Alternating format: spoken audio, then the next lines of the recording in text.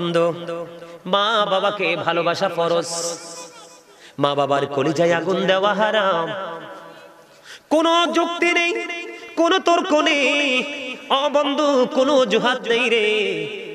তুমি 1000 কোটি টাকার মালিক হয়েছো, তুমি 1000 কোটি টাকার মালিক, কিন্তু মা বাবাকে ভালোবাসো না।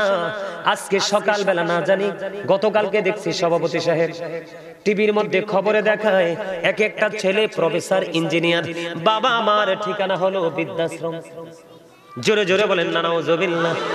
এই কেমন হতভাগা সন্তান, এদের দুনিয়ায় মরার আগে পছন্দ হবে ওদের আত্মীয় স্বজন সবাই দেখবে রে। যেই বিবির প্রলোভনে পড়ে মা বাবাকে ছেড়ে চলে গেল, ওই বিবিও তার পাশে থাকবে না। তার শক্তি থাকতে থাকতে এখান থেকে সে সমস্ত টাকা পুঁজি করে নিয়ে যাবে। আপনারা দেখবেন যেই ছেলে বিয়ের পরে অনেক বেশি বিবির প্রেমে পড়েছে, মা বাবাকে ডিলিট করে দিয়েছে, ওই ছেলের জীবন বেশি দিন সুখী হয় না এবং এরা বেশি দিন পৃথিবীতে থাকতে পারে না। ঠিক না বেঠি? আমি নিজে দেখেছি বন্ধু, আমার এলাকাতে, আমার আশেপাশে অনেক জায়গা দেখেছি মা বাবার কলিজায় আগুন দিয়ে বন্ধু কোটিপতি থেকে পথের ভিখারি হয়েছে, হওয়ার পরেও সুখ পাইনি। আমি আপনাদেরকে বন্ধু ছোট্ট একটা হাদিস শরীফের একটা অংশ আজকে শোনাই। আল্লাহ রাব্বুল আলামিনের এক প্রিয় বান্দা ছিলেন, তার নাম হলো বন্ধু হযরত জুরাইজ। বুখারী শরীফের মধ্যে এসেছে বন্ধু, হাদিসখানা মুসলিম শরীফের মধ্যে এসেছে। হযরত জুরাইজ যেমন একজন আল্লাহওয়ালা ছিল, এমন একজন বুজুর্গ ছিল। আপনারা আমরা যেমন জামাতে নামাজ পড়ি, সে একাই জামাতে নামাজ পড়ে সে মজা পাইতো না। সে একাকি অনেক দূরে গিয়ে একটা নির্জনে একটা মাটি দিয়ে হুজরা বানাইলো। ও বন্ধু, হুজরা বানাইয়া ওই জুরাইজ একাকি। আমাদের মধ্যে দেখবেন যারা অনেক বেশি আল্লাহ রাসূল পাগল, তারার কিন্তু গোলামের স্টাইলটা পুরো ব্যতিক্রম। কথা কয় না? আপনারা যারা মুরব্বী হয়েছেন, আপনার জমানায় বেশি ছিল, এখন একটু কম, আরো পরবর্তী প্রজন্মে আরো কমে যাবে। আপনাদের মতো মুরব্বী মানুষ চলে গেলে পৃথিবী বেশি দিন টিকবে না। কারণ এখনো যারা মুরব্বী আছে ওই এলাকাতে ইসলামের কিছু রং আছে। যেখানে মুরব্বী হারিয়ে গেছে সেখানে কিন্তু ইহুদি নাসারাদের সংস্কৃতি সকাল টু সন্ধ্যা চর্চা হচ্ছে। তার মানে ইসলাম আমার আপনার কাছ থেকে দূরে চলে যাচ্ছে। ইসলাম একজন মুসলমানের কাছ থেকে যত দূরে চলে যাবে, কিয়ামত তার তত কাছে আসবে। আজকে কি ইসলাম গরিব না? বন্ধু আমার দিকে তাকান। হযরত জুরাইজ লোকালয় থেকে দৌড়ে একটা হুজরা বানালো মাটি দিয়ে। মন দিয়ে শোনো যুবক তোমরা, আল্লাহর কাছে মা বাবার দাম কত বেশি রে। ও বন্ধু, তিনি কি করলেন? তিনি ওই জায়গায় বসে বসে তিনি ইবাদত করতেন। হঠাৎ করে একদিন কি করলো, হযরত জুরাইজ তার মাটির হুজরার মধ্যে তিনি নামাজরত অবস্থায় এমন সময় মা গেলেন। হাদিসখানা আসছে বুখারী শরীফের মধ্যে বন্ধু। যাওয়ার পরে আবার মা বাহির থেকে ডাকছে, বাবা জুরাইজ বাইরে এসো না, আমি মা এসেছি, তোমার সাথে একটু দেখা করব। এবার জুরাইজ মনে মনে চিন্তা করলেন, আমি কি নামাজ চালিয়ে যাব নাকি আমার মায়ের সাথে দেখা করব? পরে হযরত জুরাইজ চিন্তা করলেন, না না, আমি নামাজটাই শেষ করে পরে মার সাথে দেখা করব। নামাজটা শেষ করে ফেললেন। নামাজ শেষ করার পরে বন্ধু এবার বাইরে এসে চাইয়া দেখে রে, বাইরে মা নাই, মা চলে গেছে। আজকের একদিন চলে গেল, আবার পরের দিন জুরাইজ নামাজরত অবস্থা ঠিক এমন সময় মা এসেছে। মা এসে বারবার ডাকছে, বাবা জুরাইজ কোথায় রে? বাইরে এসো না, আমি মা এসেছি, তোমার সাথে দেখা করব, বাবা বাইরে এসো। আজকেও জুরাইজ মনে মনে চিন্তা করলেন, না না, মা যেহেতু এসেছে, মা একটু অপেক্ষা করুক, আমি নামাজটা শেষ করি। বন্ধু নামাজ শেষ করে জুরাইজ বাইরে আসলো। বাইরে এসে চাইয়া দেখে আজকেও মা নাই, মা চলে গেছে। কয়দিন? 2 দিন চলে গেল। ও বন্ধু, 3 দিনের দিন, তৃতীয় দিন আবার জুরাইজ এই মাটির হুজরায় নামাজরত অবস্থায়। এবার তৃতীয় দিন মা আসলো। মা তৃতীয় দিন এসে বারবার ডাকছে, বাবা, বাবা গো, তুমি কোথায় গো বাবা? আমি মা এসেছি, একটুখানি দেখা দাও। আজকে জুরাইজ মনে মনে চিন্তা করলো, আজকেও দেখা করব না, নামাজে যেহেতু দাঁড়িয়ে গেছি, নামাজটা শেষ করে ফেলি, তারপরে মার সাথে দেখা করব। একে একে করে বন্ধু 3 দিন, হাদিস শরীফের মধ্যে এসেছে 3 দিন হয়ে গেল, মার সাথে বন্ধু দেখা হলো না। মার সাথে যখন দেখা হলো না, মা একে একে 3 দিন চলে গেল। তৃতীয় দিন যাওয়ার সময় মা একটা ডাক দিয়ে বলল, আল্লাহ, আল্লাহ গো, আমার ছেলের সাথে দেখা করতে আসলাম, একে একে 3 দিন চলে গেল, সে দেখা করলো না। তারে বেশ্যা মহিলার মুখ না দেখাইয়া তুমি মরণ দিও না। জোরে জোরে বলেন না নাউজুবিল্লাহ। জুরাইজ কি মাকে বকা দিলনি? জুরিস তো নামাজ পড়ে বুঝে নেবেন। হাদিস শরীফের মধ্যে এসেছে জুরিস নামাজ পড়ে। স্বাস্থ্য ভাই ভালো করে শোনো, মায়ের কলিজায় আগুন দিও না। মা যদি কোনো কিছু চায় বল, মাকে বললো। আর আমার মনে হয় পৃথিবীর আমি দেখিনি কোন মা বাবা সন্তানের কষ্ট হবে, সন্তানের বোঝা হবে, এমন কোন বোঝা কোনো দিন কোন মা বাবা সন্তানের কাঁধে উঠায় না। কথা বলেন না কেন? যারা বাবা হয়েছো তারা বুঝেছো কোন দিন বন্ধু সন্তানের প্রতি একটা বাবার যত মায়া রে, এর অর্ধেক মায়াও যদি বাবা মার প্রতি সন্তানের থাকতো, মরার পরে তোমাদের জান্নাত খুঁজতে হতো না।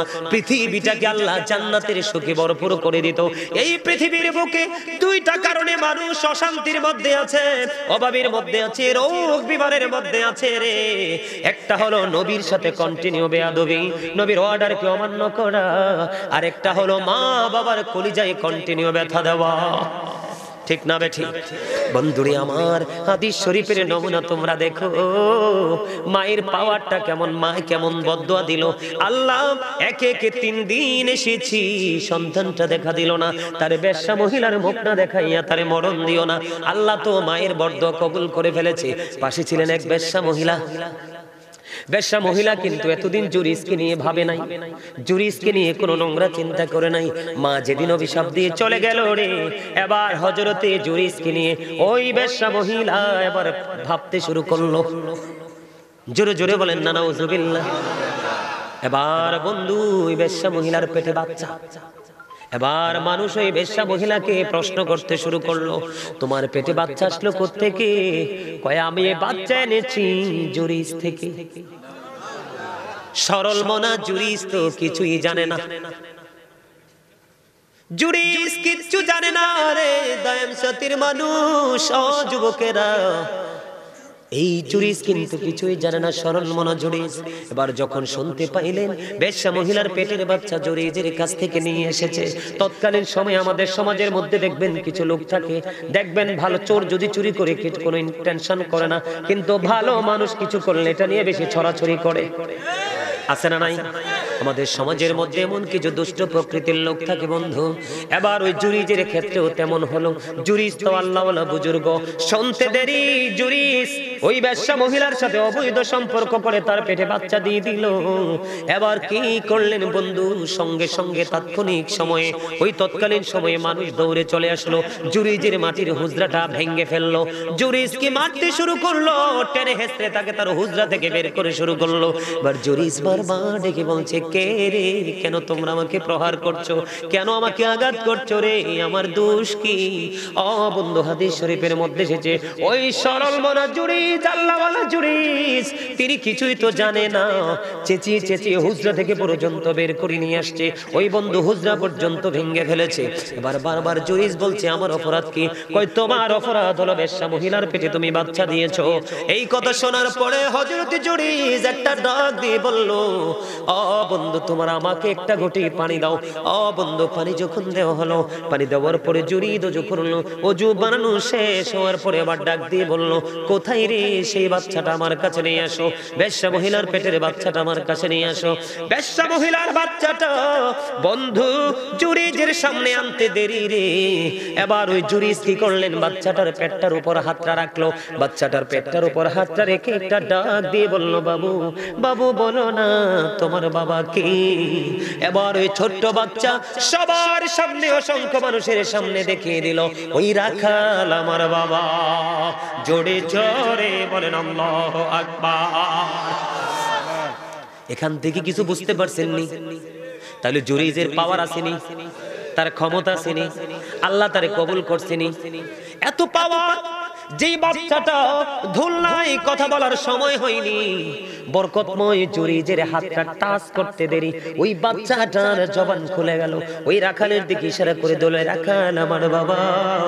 এখানে আমি আপনাদেরকে বুঝাইতে চেয়েছি বন্ধু, এত বুজুর্গি, এত পাওয়ার থাকার পরেও কিন্তু মা বরদোয়াটা দিতে দেরি রে। বেশ্যা মহিলার সাথে তার কলঙ্কিত অধ্যায় নামটা আসতে দেরি হয় না। তাহলে আপনার আমার বুজুর্গ কি ফেল হবে না পাস হবে? ফেল হয়ে যাবে যদি মার সাথে বন্ধুর সম্পর্ক ভালো না থাকে, বাবার সাথে যদি সম্পর্ক না থাকে। আল্লাহর নবী সরকারে মদিনা তিনি বলে দিয়েছে, হতভাগা সে, হতভাগা সে। কে গো সেই হতভাগা নবী? নবীজি বললেন, হতভাগা সে, হতভাগা সে, হতভাগা সে। শব্দটা রাসূল হাদিস শরীফের মধ্যে 3 বার ব্যবহার করেছে। কে গো সেই হতভাগা? নবীজি বললেন, বাবা মা দুজনকে পাইলো অথবা একজনকে পাইলো, দুইজনকে পাইলো অথবা একজনকে পাইলো, দুজনকে পাইলো অথবা একজনকে পাইলো, তাদেরকে সেবা করে ভালোবেসে সন্তুষ্ট করে যারা জান্নাতি হতে পারলো না, তার মতো হতভাগার কেউ হইতে পারে না। মা কি বেশি খায়? মা কি বেশি পড়ে? মা কি বেশি জ্বালায়? একটু সন্তানদেরকে বলছি, যুবকদেরকে বলছি, একটু গভীর চিন্তা করে দেখবা, মা শুধু তোমার কল্যাণই চায়। মার একটা জিনিস খাইতে চাইলেও খায় না, 5টা টাকা রেখে দেয়, ঠিক না? কথা বলেন না যে আমার সন্তানের কাজে লাগবে। শোনেন, আমার দিকে তাকান, আমি বাস্তব কথা বলছি। আমি গাজী সুলাইমানের পকেটে যে টাকাটা থাকে, এই টাকাটা কিন্তু খরচ হয়ে যায়, কিন্তু মার কাছে নিয়ে যেটা রাখি, এটা দেখছি 6 মাস পরেও মা ফিরাই দেয়। সুবহানাল্লাহ বলবেন না? আমি তোমাদেরকে যুবকদের শিক্ষার জন্য বলছি, আমার জীবনে আমার মতো মনে হয় কোন ছেলে মায়ের কাপড় কাছে নাই। আমি গাজী সুলাইমানের মতো মনে হয় পৃথিবীর কোন সন্তান মায়ের হাড়ি পাতিল ধুয়ে দেয় নাই। এখনো পর্যন্ত 2টা টাকা ইনকাম করলে আগে নিয়ে মায়ের হাতে দেই, দিয়ে তারপরে যখন দরকার লাগে, মা আমার 500টা টাকা লাগবে দেন। এটা আমি চিরকাল অব্যাহত রাখবো, মাকে খুশি রাখার জন্য, বাবাকে খুশি রাখার জন্য। মা বাবা যখন বুড়ো হয়ে যায়, সন্তানের কাছ থেকে শুধু একটু মিষ্টি আচরণ চায়, আর কিছু চায় না। বুড়ো হয়ে গেলে তারা বাচ্চাদের মতো হয়ে যায়, দেখবা খাবার দিলেও খেতে পারবে না। মা খান না, বাবা খান না, বাবারে আর খেতে পারবো না, মা আর খেতে পারবো না, শুধু একটু আদর চায় তারা। তুমি যখন দোলনায় ছিলা, বাবা মা তো কোনো আদরে কমতি করেনি, ঠিক না? এই জন্য আমি প্রায় আজ বলি রে, আমার মা নাই, আমার বাবা নাই, দয়াল রে দয়াল, আমার কি মা ডাকার স্বাদ নাই রে, আমার কি বাবা ডাকার স্বাদ নাই রে। ঘরে যাইয়া সবাই দেখে মা জননীর মুখ, বাবা যখন মাথায় হাতে ভুলে যাই সব দুঃখ, ঠিক কিনা বলেন? বলেন না? শয়নে স্বপনে শুধু মা তোমার কথা মনে হয়, শয়নে স্বপনে শুধু মা তোমার কথা মনে হয়। কতদিন দেখি না তোমার, ভুলে কি গেছো আমার, ভুলে কি গেছো আমার, আদর সোহাগ মাগো আর কোথা পাবো, কারা চলে আমি নিজেকে জড়াবো, কার কাছে ধরবো মিছে বায়না, তোমার মতো কেহ নাই, শয়নে স্বপনে শুধু মা তোমার কথা মনে হয়।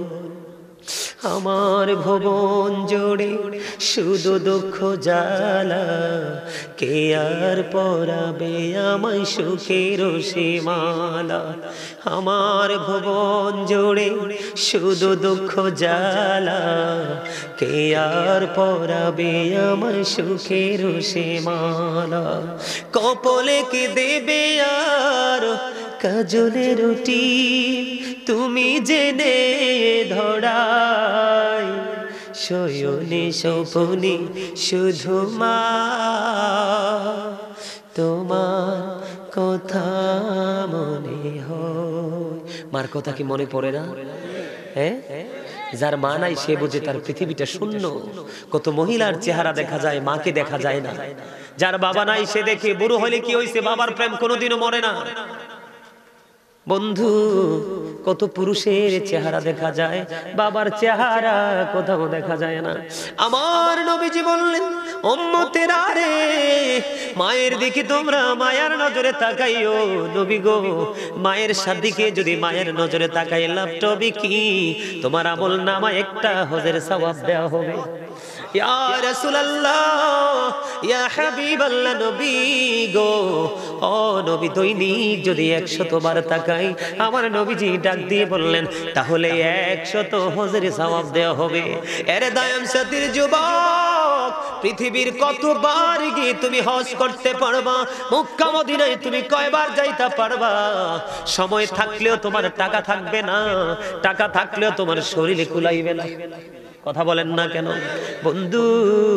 এই জন্য বলছি, তুমি কষ্ট করে মক্কা মদিনায় যেতে যদি পারো তো পারবা, একবার দুইবার, বেশি পারবা না। কিন্তু তুমি প্রতিদিন যদি মায়ের নজরে, মায়ের চেহারাটার দিকে তাকাও রে, নবীজি বলছে 100 হজের সওয়াব আমলনামায় ঢুকবে। জোরে জোরে সুবহানাল্লাহ। বন্ধু, আমি তোমাদেরকে প্রেম শিখাবো, আজকে মাকে কেমন করে ভালোবাসতে হয়। 3 জন লোক, বন্ধু, হাদিস শরীফের মধ্যে এসেছে, সফরে বের হলো কয়জন? 3 জন লোক সফরে বের হলো। সফর করতে করতে করতে করতে করতে করতে তারা পাহাড়ের চূড়ায় উঠলেন। কোথায় উঠলেন? পাহাড়ের চূড়ায় উঠলেন। তারা সফর করতে করতে, বন্ধু, পাহাড়ের চূড়া থেকে তারা একবারে পাহাড়ের নিচে আসলেন। নিচে আসার পরে তারা পাহাড়ের গুহার মধ্যে ঢুকলো। 3 জন কয়জন? আশ্রয় নেওয়ার জন্য 3 জন যখন প্রবেশ করলো, বন্ধু, হাদিস শরীফের মধ্যে এসেছে, বন্ধু, সিয়াসিত্তার অন্যতম গ্রন্থ থেকে হাদিসগুলো কালেক্ট করা। 3 জন লোক যখন গুহার মধ্যে ঢুকলো, তখন হঠাৎ করে, বন্ধু, পাহাড় ধসে বড় পাথর তাদের গুহার যে প্রবেশ পথটা, ঠিক প্রবেশ পথটার মধ্যে পড়লো। বিশাল বড় পাথর। হাদিস শরীফের মধ্যে এসেছে, রাসূল বলেছে, এত বড় পাথর পড়লো তাদের প্রবেশ পথ, মানে দরজাটা, গুহার মধ্যে যে ঢুকছে, এই ঢোকার যে রাস্তাটার মুখটার মধ্যে পড়লো। নবীজি বলেছে, হাদিস শরীফের মধ্যে এসেছে, এত বড় পাথর পৃথিবীর কারোর কোনো ক্ষমতা নেই এই পাথরটা সরাইবার। ও বন্ধু, এখন তারা 3 জন এই পাহাড়ের ভিতরে, পৃথিবীর কেউ তো জানে না, জানি শুধু একমাত্র মালিক আল্লাহ। ঠিক কিনা বলেন? কে জানে? আল্লাহ জানে, পৃথিবীর কেউ জানে না। তারা 3 জন, বন্ধু, গুহার মধ্যে প্রবেশ করলো। প্রবেশ পথের মধ্যে বড় একটা পাথর পড়লো। এখন 3 জন মনে মনে, বন্ধু, চিন্তা করতে লাগলেন, কি করি রে, এখন কি করবো? একটু এনে কেটে তিনি বিক্রি করে তিনি ফ্যামিলি, পরিবার, মা বাবা, সন্তানের খাবার জোগাতেন। প্রতিদিন, বন্ধু, তিনি কাঠ কেটে সময় মতো আসেন। একদিন তিনি কাঠ কাটতে কাটতে পাহাড়ে দেরি হয়ে গেল। দেরি যখন হয়ে গেল, বন্ধু, কাঠ কেটে দেরি হলো, বাড়ির মধ্যে চলে আসলো। বাড়ির মধ্যে তিনি ছিল দুধের একটা প্রাণী। তিনি যখন আজকে আসতে দেরি হয়ে গেল, দুধটাও দোয়াইতে দেরি হয়ে গেছে। কি হয়ে গেছে? দুধটা দহন করতে দেরি হয়ে গেছে। এদিক দিয়ে মা বাবা, বন্ধু, ঘুমিয়ে গেছে। এখন ওই কাঠুরিয়া সন্তানটা দুধটা দহন করলেন, সুন্দর করে একটা পাতিলের মধ্যে দুধটা দহন করে লইলেন। বন্ধু, হাদিস শরীফের মধ্যে সে বাবা যখন দুধটা দহন করলেন, এবার ওনার সন্তান, ওই কাঠুরিয়ার সন্তান, বাবাকে বারবার ডেকে ডেকে বলছে, বাবা গো, দুধ দহন করেছে, একটু দুধ খাইতে দাও না। ওই কাঠুরিয়া ডেকে ডেকে বলে, না না, যতক্ষণ পর্যন্ত আমি আমার বাবা মাকে দুধ খাওয়াতে না পারবো, ততক্ষণ আমি কাউকেই দুধ দিব না। জোরে জোরে বলেন না সুবহানাল্লাহ। এবার ওই কাঠুরিয়া কি করলেন, বন্ধু, দুধের পাত্রটা হাতে নিয়ে দাঁড়িয়ে রইল। মা বাবার যখন ঘুম ভাঙলো, ঘুম ভাঙার পরে মা বাবাকে দুধ খাওয়ালো। তারপরে তিনি এবং ওনার সঙ্গে সন্তান সন্ততিকে খাইতে দিলেন। ওই দিন যে তিনি কাজটা করেছেন, মূলত মা বাবার প্রতি ভালোবাসা, আল্লাহর সন্তুষ্টির জন্য। কার জন্য? কথা বলে না? আল্লাহর সন্তুষ্টির জন্য। এবার ওই পাহাড়ের গুহার ভিতর থেকে বড় বিপদ, আল্লাহর কাছে দরখাস্ত করে দিলেন, ওই সন্তান, আল্লাহ, আল্লাহ গো, ওই দিন মা বাবার সাথে উত্তম ব্যবহার করেছিলাম, প্রেমময় আচরণ করেছি, শুধুমাত্র তুমি আল্লাহর সন্তুষ্টির জন্য। ওই দিনের আমল যদি তুমি কবুল করে থাকো গো, তাহলে আজকে তুমি আমাকে এই পাথরের বিপদ থেকে উদ্ধার করো। আল্লাহি, আল্লাহর কসম করে বলছি রে, দায়েম সাথীর যুবক, পৃথিবীর কেউ জানে না সন্তানের বিপদ, সন্তানের মায়ের সাথে বাবার সাথে মিষ্টি ব্যবহার করেছে মালিককে রাজি করার জন্য। ওই যে আল্লাহ বলেছেন অবিল ওয়ালিদাইনি ইহসানা, ওই আয়াতকে তিনি সম্মান জানিয়ে মা বাবার সাথে ভালো আচরণ করছে। আল্লাহর কাছে দরখাস্ত করতে দেরি রে, এবার চাইয়া দেখে পাথরটা একটুখানি সরে গেছে। জোরে জোরে কন্যা সুবহানাল্লাহ। মা বাবার যে সন্তান ভালোবাসবো তার বিপদ আইনি। যদি দেখবেন পাহাড় পরিমাণ বিপদ আসতেছে, আপনি দেখতে পান আপনার কাছে আসার আগে এটা পায়ের নিচে দিয়ে চলে যাবে। কথা কয় না, বিশ্বাস হয় না? আমি কি বাকি দুজনের যেই আমলের পাওয়ারটাও কি একটু বলবো?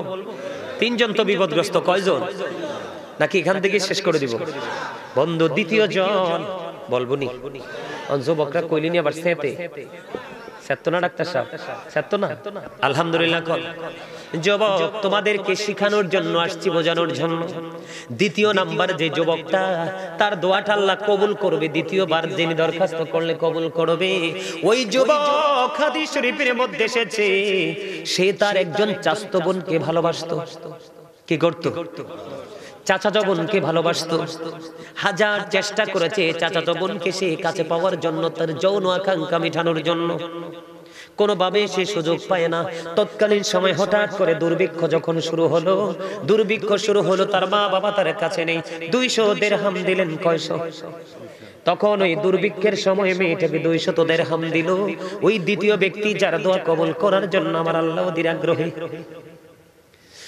200 দিরহাম দিলেন।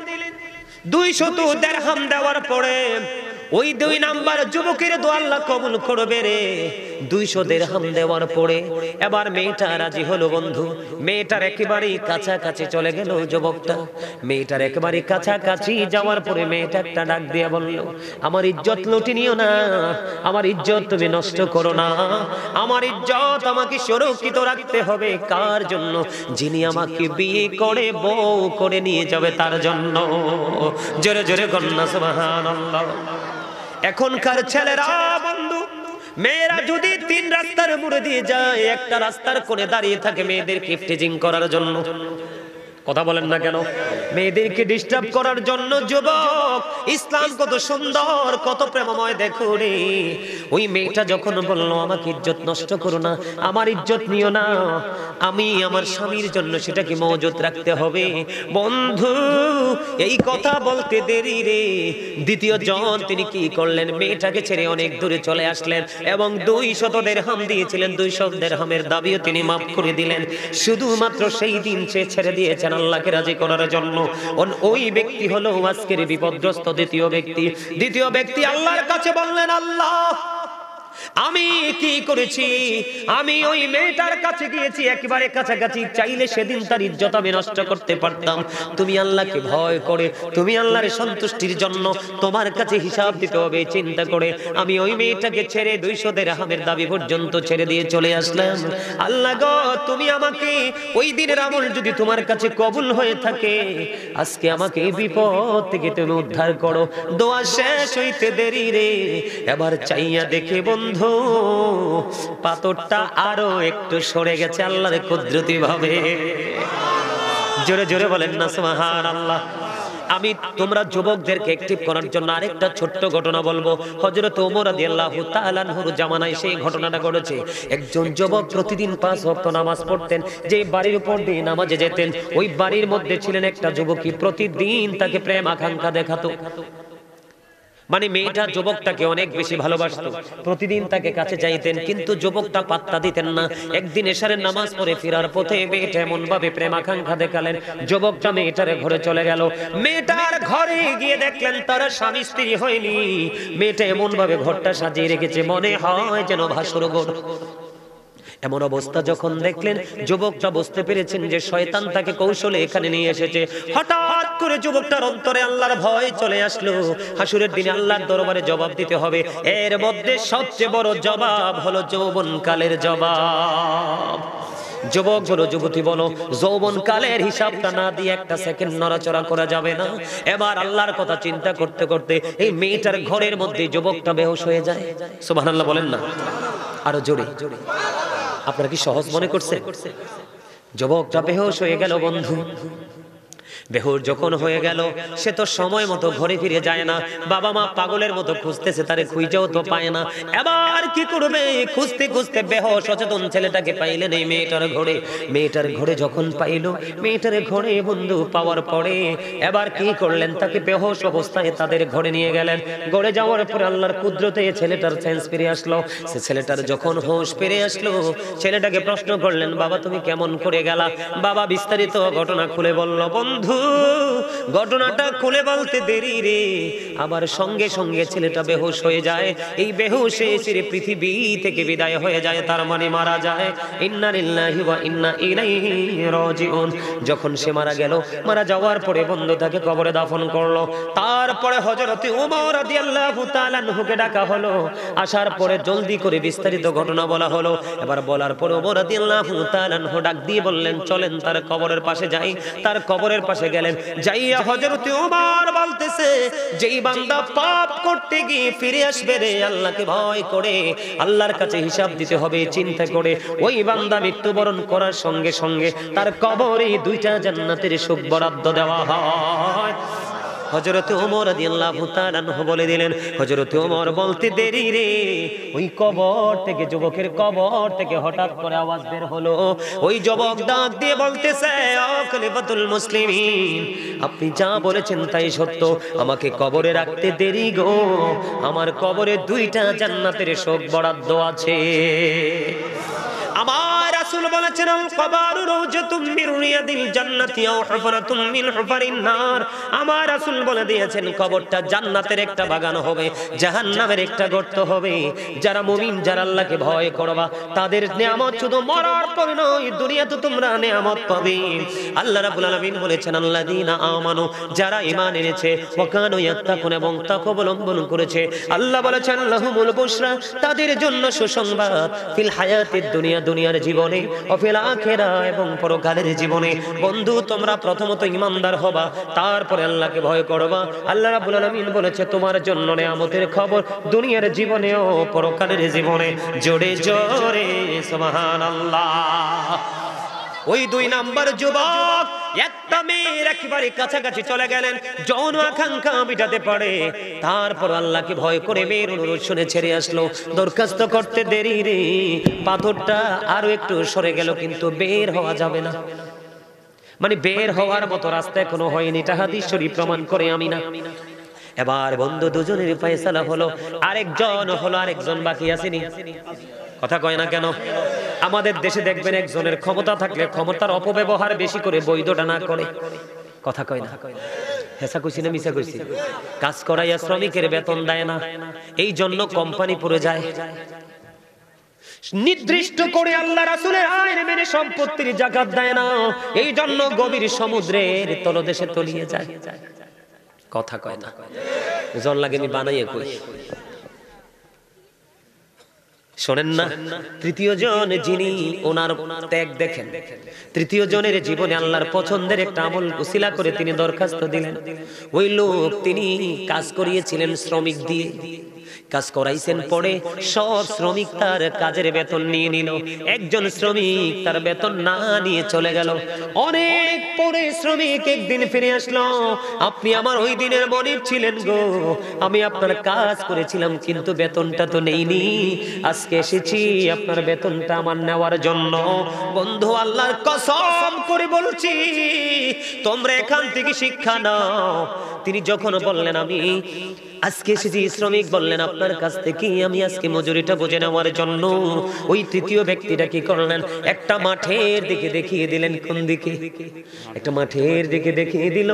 ওই যে দেখো, যত উট দেখা যায়, যত বকরি ভেড়া দেখা যায়, এই সবগুলো তোমার, তুমি নিয়ে যাও। ওই শ্রমিক বলতেছে, আপনি কি ঠাট্টা করছেন আমার সাথে? না না, ঠাট্টা করিনি। তুমি যেদিন আমার কাছে বেতনটা রেখেছিলে, কি করেছিলে? আমি হিসাব করেছিলাম, আমার একজন রাখাল আমার কাছ থেকে বেতন ছাড়া চলে গেছে। কোথায় রে চলে গেল? আমি কি করলাম, সেদিন থেকে তোমার এই মজুরির টাকাটা আমি ইনভেস্ট করেছিলাম। ইনভেস্ট করার পরে দেখবেন, আপনি ইনভেস্ট করবেন, ছোট্ট একটা গাভীর বাচ্চা কিনবেন, 2 বছরের মাথায় দেখবেন ফুটফুটে বাচ্চা দিবে, যদি মালিক চায়। ঠিক না বে ঠিক?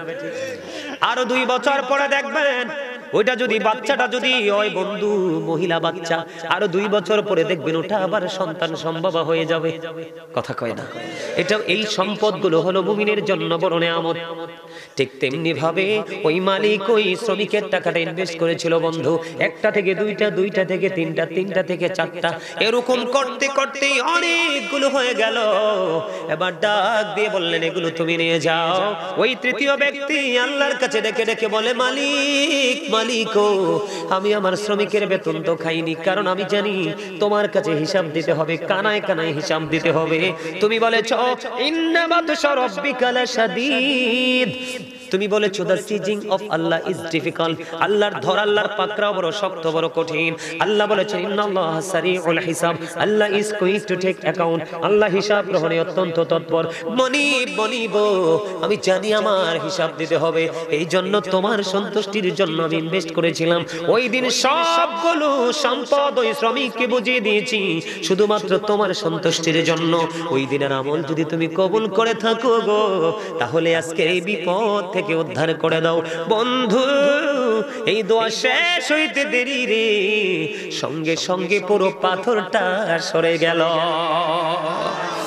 3 জন লোক নির্দ্বিধায় এখান থেকে বের হয়ে গেল। এর মধ্যে প্রথম দোয়া কবুল হয়েছে মা বাবার প্রেমিক সন্তানের। ভালোবাসার দরকার আছে না নাই? আরো জোরে।